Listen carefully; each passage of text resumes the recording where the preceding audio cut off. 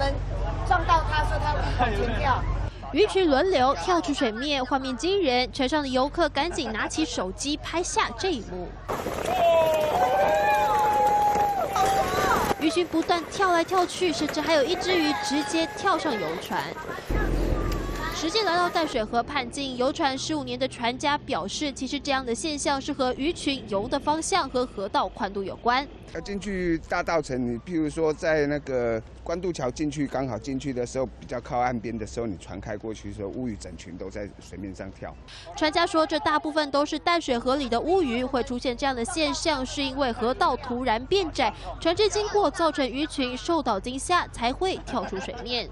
有一些其他的东西，可能不一定是船，包括像可能潜水艇或任何东西，它经过那水域造成比较大的波荡，让鱼觉得可能是有猎食者要来捕食它，它也可能会就是受到惊吓，所以就会有就是逃窜然后跳出水面的现象。不只是被吓到才会跳出水面，专家分析还有可能是因为天气太热或是水质污染造成溶氧下降，还有可能就是因为其他的掠食鱼类在追赶才会造成鱼群狂跳。不过，像这样跳上船的鱼，船家曾经见过最大只的有40公分长，但鱼的身上腥味太重，如果动手去抓，手上的味道洗3天都洗不掉。记者彭志豪、万山新北市报道。趁着台风来临之前，快艇冲浪选手陈佑珍他到淡水河练习，没有想到当时竟然有一条长约30公分的鱼突然跳出水面就算了，还直接砸向他的左脸。他的妈妈拍到这意外瞬间放在网络上，也说实在是哭笑不得，因为在3年前同样的地方，他的女儿也被鱼打中右脸，直呼这样双脸都被鱼打过的几率比中乐透还要低。随着浪花摆动，她是快艇冲浪国手陈美彤的14岁女儿佑佑，趁着台风来临前在淡水河面练习，只不过左边突然一只鱼跳出水面，重重砸向她的脸，这一下力道可不轻，佑佑痛得眼睛都睁不开，用2手捂住脸。如果我有看到的话，我应该闪得了，只是我真的没有看到，我是他从我旁边这样。从后面再飞到前面，妈妈以为我被撞到脑震荡。佑佑接触快艇冲浪3年，是比赛的常胜军。不过他被鱼打脸已经不是第一次。同一个地点，佑佑3年前被鱼打在右脸，这回竟然又换左脸遭殃。快艇冲浪速度已经很快了，鱼儿在水中游还能跳起来，刚好打在脸上，几率真的有够低。有点晃神，他就扶着脸就浮在水上，然后他就有一点要哭的，然后他还蛮勇敢的，然后就一直撑着。他说他被鱼打到左脸跟右脸。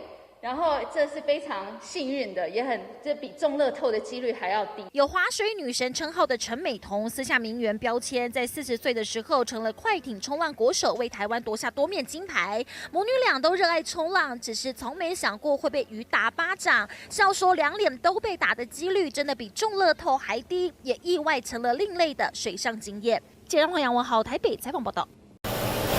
晴朗好天气，午后的渔港市集，不少人全家大小来大吃海鲜，业者当然开心上菜。不过有几种鱼，师傅料理前会格外小心。这个刺到就很痛。老板一抓，鱼鳍整个张牙舞爪。这鱼是臭斗蛙，俗称的臭肚仔。鱼鳍尖锐有毒腺，刺到会剧痛，所以台语俗语叫“擦掉会叫阿娘”。11、2岁的时候在玩耍，我去也擦掉，靠几啊天。我那孙子呀，那家呢，靠几啊天啊，咻咻叫。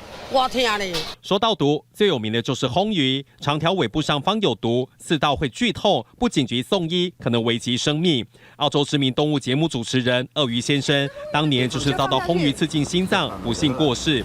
老板娘说，渔民、鱼贩或厨师有所谓的毒鱼排行榜，1行里后3刷猫。红是红鱼，虎是虎鱼，俗称石头鱼、石狗公。沙毛是生活在珊瑚礁区的鲶鱼，最后臭肚鱼和变身虎，也就是金钱鱼，这些鱼鳍都有毒性，不过鱼本身没有刺毒。做的时候发是阮去养批我是人来卖，阮囝厉害吼，迄个刺迄像以前在这买那个刺啊，要捡起来。无阮这小姐擦都哀叫啊。至于河豚，因为是内脏有毒，因此不在毒鱼排行榜里。